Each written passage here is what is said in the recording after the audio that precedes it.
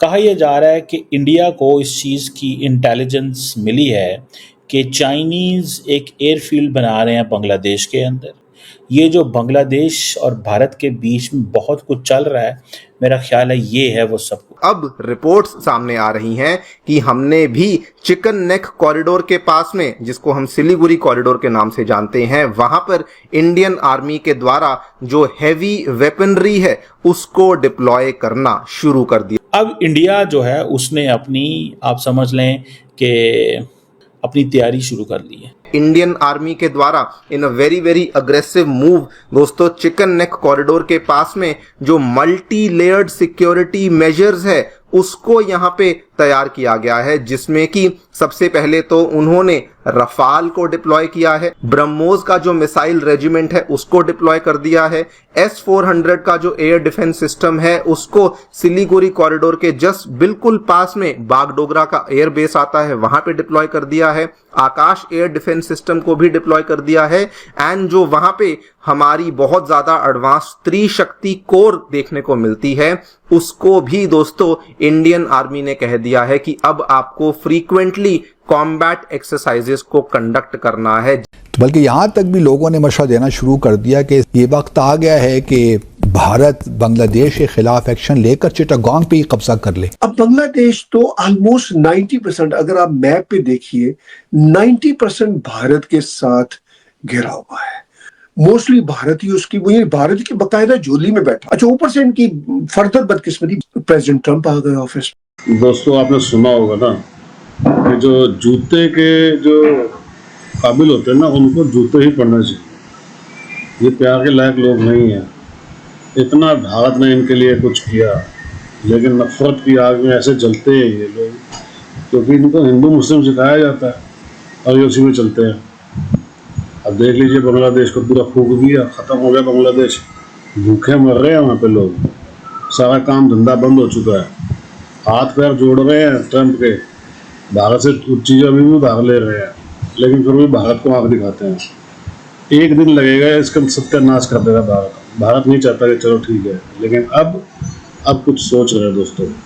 अब भारत ने कुछ सोच लिया, क्योंकि जो हमारी चिकन नेक है अब उसको बड़ा करने का वक्त आ गया है, यानी कि बांग्लादेश के कुछ टुकड़े करने का वक्त आ गया। अब कितना हिस्सा भारत अपने अंदर लेगा ये तो वक्त ही बताएगा, लेकिन ये बात मान के चलिएगा दोस्तों, बहुत जल्दी कुछ होने वाला है। कमेंट्स कीजिएगा, वीडियो को लाइक और चैनल सब्सक्राइब कीजिएगा। Thank you very much. कहा यह जा रहा है कि इंडिया को इस चीज़ की इंटेलिजेंस मिली है कि चाइनीज़ एक एयरफील्ड बना रहे हैं बांग्लादेश के अंदर। ये जो बांग्लादेश और भारत के बीच में बहुत कुछ चल रहा है, मेरा ख्याल है ये है वो सब कुछ। और ये जो एयरफील्ड है, ये बांग्लादेश की जो interim chief adviser Mohammad Yunus साहब के जो दौरा हुआ है चाइना में, और उसमें सुनने में आया है कि इसका जो प्रोजेक्ट है उसकी ऊपर काम हुआ।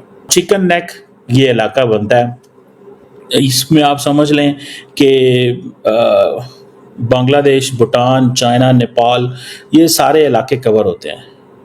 इंडियन मिलिट्री की भी यहाँ पे बड़ी मजबूत प्रेजेंस मौजूद है। चाइना की जो ख़ास तौर पे जब से बांग्लादेश ने ये ऑफ़र की है, ये जो एयरबेस की ऑफ़र की है, इंडिया भी सोच रहा है कि हमें कुछ ऐसी चीज़ें करने की ज़रूरत यानी कि दरपेश है।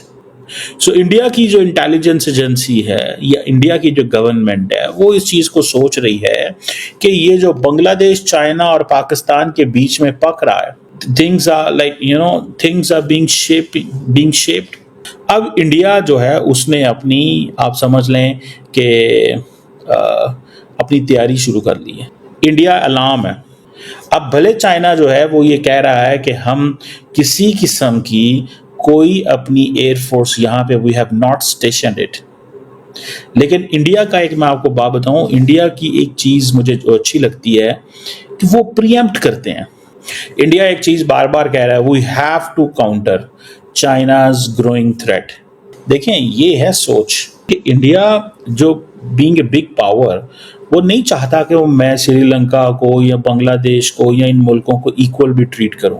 वो दबा के रखना चाहता है कि इंडिया के पास पत्ते बहुत, कार्ड्स बहुत, जो बांग्लादेश के पास नहीं है। उनका एयरफील्ड बनाना, उनका सीक्रेट सबमरीन बेस बनाना, it means there is lot which is going on between India and China and Bangladesh, and Pakistan is watching.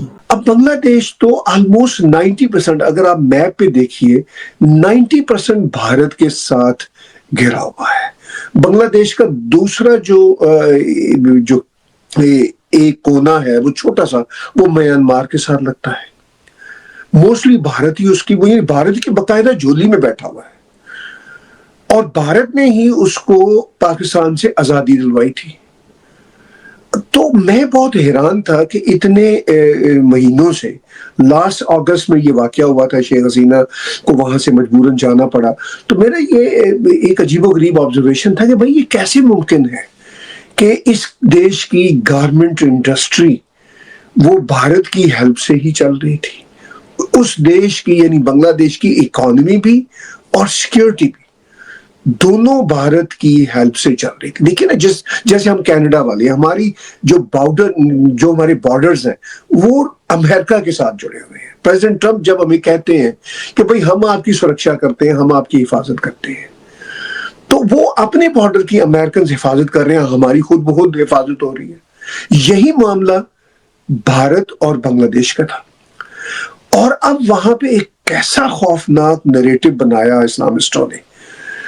और ये जो मतलब देखिए, बांग्लादेश में अनफॉर्चुनेटली जो पॉलिटिकल इस्लाम है वो बहुत बढ़ गया था। हमने देखा वहां पे हिजबुल तहरीर वाले, वहां पे जमात इस्लामी वाले, जिनको बैन किया हुआ था शेख हसीना ने, और जिनके को बहुत अच्छे तल्लकात नहीं रहते थे। इवन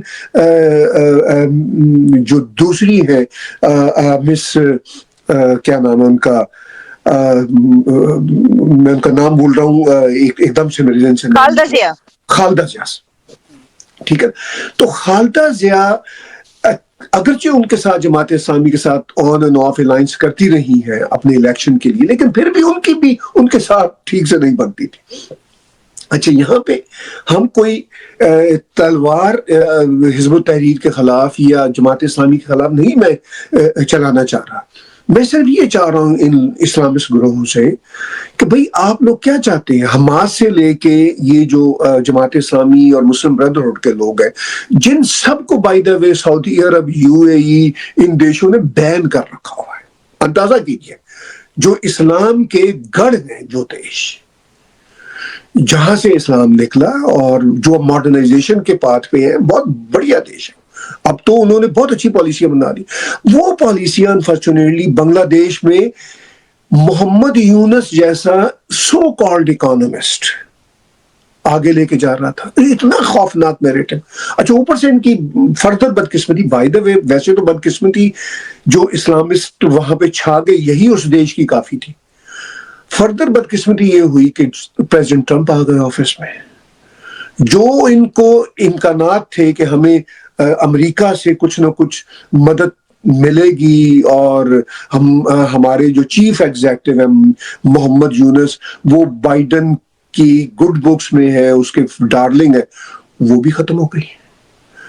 तो इन सारे हालात में अब जाहिर है वो फिर कहां जाएंगे, उनको फिर भारत ही जाना होगा।